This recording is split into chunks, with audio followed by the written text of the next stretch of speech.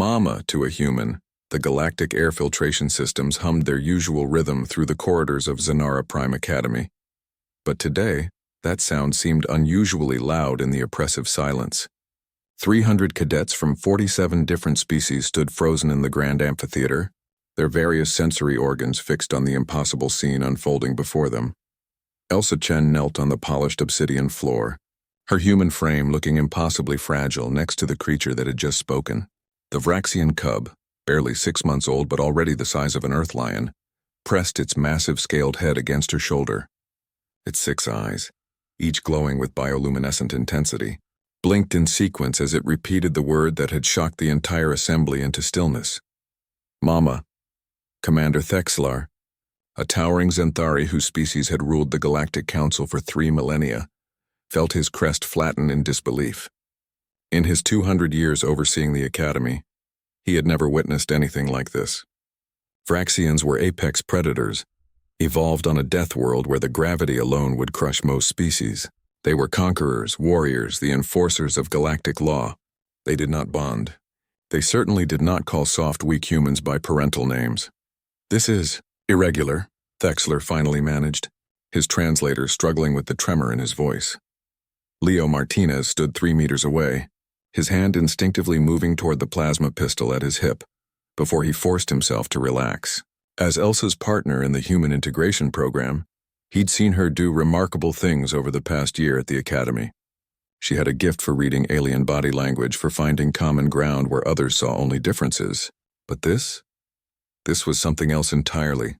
The Vraxian cub, designated Subject V7 in the Academy records, though Elsa had taken to calling him Ash, had arrived 2 weeks ago from the quarantine world of Vraxis Prime.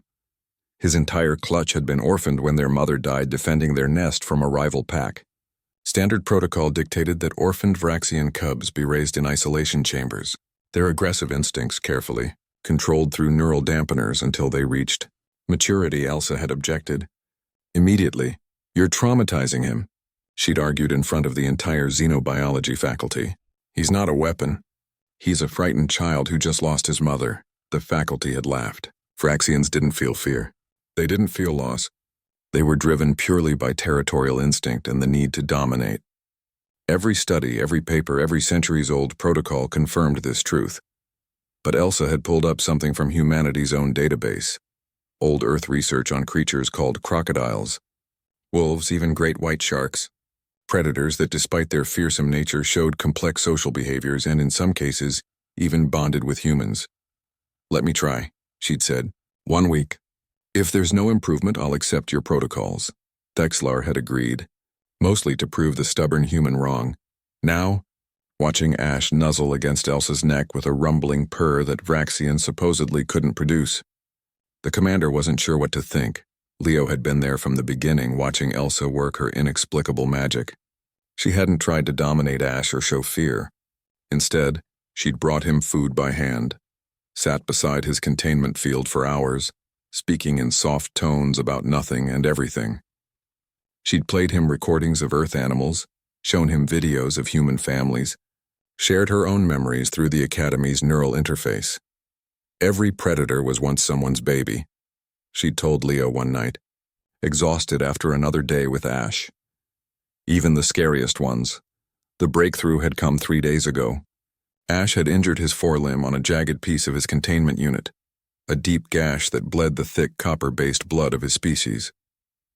The medical team had prepared sedation protocols and restraints, but Elsa had simply walked into his space, knelt down, and tended the wound while humming an old Earth lullaby. Ash had let her. More than that, he'd pressed against her for comfort.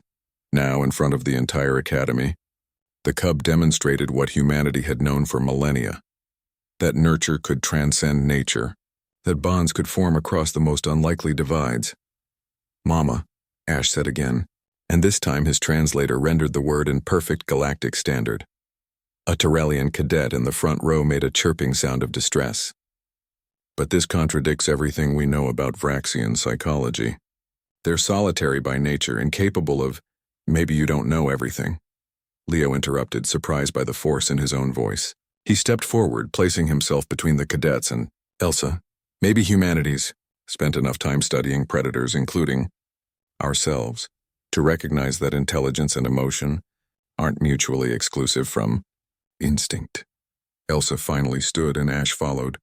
Pressing against her leg like a massive scaled shadow, she addressed Commander Thexlar directly, her voice steady. You brought us here to integrate humanity into the galactic community.